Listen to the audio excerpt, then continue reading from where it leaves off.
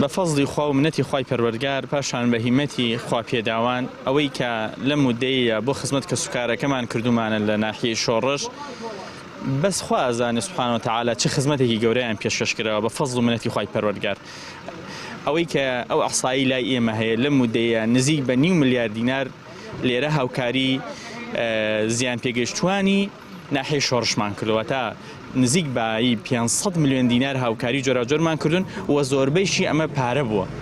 بە نمرەی یەکەم لە پارەوە بووە و ئەمڕۆ کەژێکێک لە